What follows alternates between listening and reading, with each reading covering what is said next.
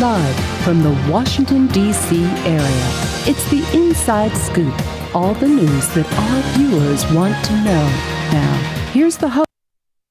Welcome back. This is Inside Scoop Virginia. I'm Bettina Lawton, your host, and we now have an experienced delegate with us. We have Vivian Watts. She has been a member of the House of Delegates since, I think, 1996. Is that right, Vivian? Actually, I also had 4 years before that. I was served first from 82 through 86.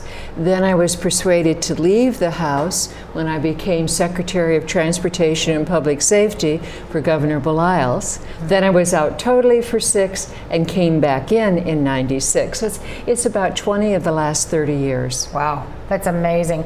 You have no doubt seen quite a difference between what it is today and when you started. It's been quite a span, yes. I do miss some of the good, robust dialogue.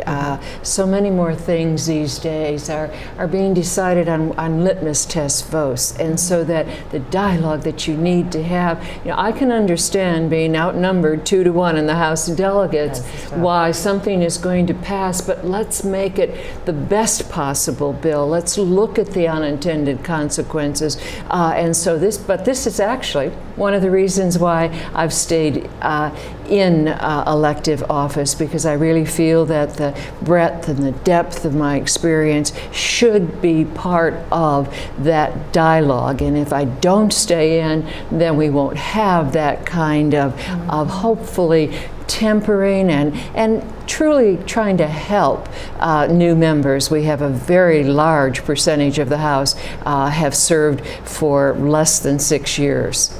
Wow, I didn't realize there were that many of the new ones. Well, let's talk about, because you were Secretary of Transportation. We had a transportation bill last year. So how did you feel that came out? Well, actually, Bettina, we started with a bill that was very, very seriously flawed. To propose that you're going to totally do away with the gas tax. I mean, the Wall Street Journal to Grover Norquist said this is a bad idea. And yet there was finally the willingness, and I think part of it was driven by the fact that for the first time in a long time, we had lost our ranking as the #1 place to do business. And solely because of congestion. And as I pointed out on the House floor, when statistics came out, that the area with the best traffic patterns is Raleigh-Durham. That's our competition. So there were a number of reasons besides the fact, as we know here in Northern Virginia, how serious our transportation problems are. And the stars finally aligned. Back to our opening comments, the bill, first of all, is a substantial bill, an ongoing bill, $1.3 billion a year, which is of the magnitude that we need. Secondly, that it does have substantial money for Northern Virginia that will stay here and that will be controlled here. So there's no more arguments about going down to Richmond and never seeing that money again. But thirdly, going back to our opening comments, for me personally, after so many years of trying to get people to understand the seriousness of the financial problems that we were in, to be trusted as part of the dialogue and to be a very active participant behind those closed doors late at night, trying to figure out how we could improve the bill and what we needed to do to take this opportunity and get the best possible bill that we could out of all of the votes that were available. What would you like to see improved in it, since it was clearly a compromise endeavor? Do you have ideas coming back into the next session what you'd like to try and do? There are two areas. One, a very small part of the financing is the tax on hybrids. And I do hear from constituents about that. And so as I have responded, this was an idea that the governor had thrown in. He took what had been a $50 tax just annual fee on just electric vehicles, and he had expanded it to $100 on all hybrids, alternative fuel vehicles, and we got it back down to $64. But the real point is, as I've said to constituents, what we need to do is tie it to CAFE standards, because the reason it exists is that as long as the vehicle of any kind is on the road, it's taking up space. It's causing the backup, or it's part of the backup at the signal light. So you have to have a way then to look at how you collect a appropriate user fee if you aren't buying gasoline, and that again would tie an annual fee to CAFE standards. Now tell us what CAFE standards are, because I'm pretty sure it has nothing to do with lattes. Basically, it's miles per gallon of gasoline consumed, and obviously there are hybrid vehicles that use more gas than there are also fuel efficient vehicles that are using half the gas that a large SUV hybrid might use. So this will be one of those challenges. The second challenge isn't necessarily legislative changes, although there might be some little changes, wordsmithing that we need to do. But we need to make sure that for Northern Virginia, the way in which we choose the projects, the way in which they are funded, really fit the priority needs, both to address congestion, which of course includes transit, but also to make sure that we are able to make the appropriate decisions that reflect problems that may be caused because of safety, problems that might be caused because of land use patterns. This gives us a very long-awaited opportunity to have local governments tie transportation improvements more closely to their land use decisions than we've ever had before. Well, I read someplace, I think this is right, that Delegate Marshall has filed some lawsuit saying that the allocation of money in Northern Virginia doesn't address enough of the congestion issues, and that's how it was supposed to be measured, and now he's filed some lawsuit to stop all of this. I mean, what do you think of those efforts? This again will be perhaps a little wordsmithing here and there as we determine how you measure congestion mitigation, but it will be an ongoing development of how that is measured.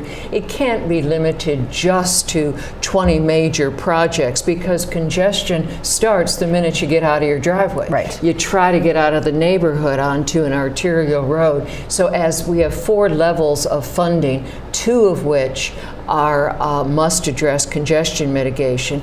Top level is state funds that will now finally begin flowing back to Northern Virginia. They'll deal more with long-standing systems problems.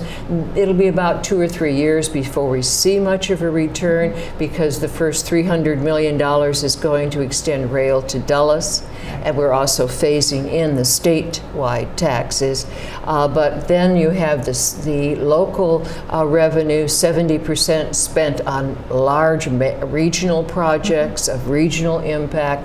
30% then is returned to local governments based on where it's collected, and that's a major source of funding. It still must address congestion mitigation. And then number 4 is local governments, by this law, must essentially match that 30% out of their own revenues. Now those revenues can be more broadly spent on particular issues that might deal with a signal light or a guardrail, but not maintenance.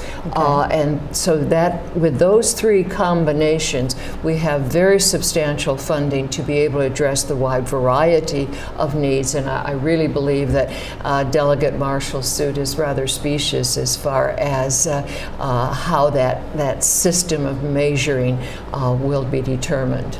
Well, Vivian, you don't have an opponent this year, so are you out on the doors? Are you campaigning hard for this, or are you just coasting on in? Never, ever, ever do I coast. I have learned over the years, and fortunately most of my elected office career has been in basically a swing district, and I get so much out of going door to door and really listening to a wide variety of voices. But I also, by going door to door every 2 years, whether no matter what my opposition is, I am getting a feel for neighborhoods and for people's concerns. I certainly get significant mail from folks, but a problem or an issue that rises to that level is different from the day in, day out life of people that you see and hear some of the realities of having a developmentally disabled child, of a elderly person living alone, and or just problems of the neighborhood and some of the impacts of development. All those things are important for me to constantly hear. I sort of have my own private little poll every 2 years about what's really of concern out there. So what are you hearing on the doors this year? Very significantly different, Bettina, from any other year. And the two issues that people bring up to me, and I never try to lead the conversation. Do you have any questions or concerns? Is my standard line. So what I'm hearing that I've never heard before is obviously very deep concern about ethics. And those concerns will come from individuals who are what I'll call Ralph Nader common cause, by God, do it right, to people who come from fine Virginia families who may be living in a very modest home, but that heritage, that tradition of service with honor and integrity, it really makes them angry what they are reading in the press. And so that is something that I'm hearing loud and clear, and obviously we must address the issue. But then the other thing that I'm hearing is women's health issues. In the past, if a woman asked me, and I mean every year, if a woman asked me, it were one of two situations. Either she was significantly older, and by God, she was not going to have her granddaughter go through what she had experienced or seen. Any other person who asked me about it was typically a woman of any age who was pro-life. Because everybody else took basic women's health issues for granted, that we didn't have to go through these very narrow definitions and denying services or significantly delaying those services and causing health crisis. And certainly their awareness of issues like the ultrasound and the vaginal probe standing in the way of good medical practice, particularly women who are delaying childbearing, professional women to their 30s and 40s. They know how important it is that any problems that they have in pregnancy, that the doctor is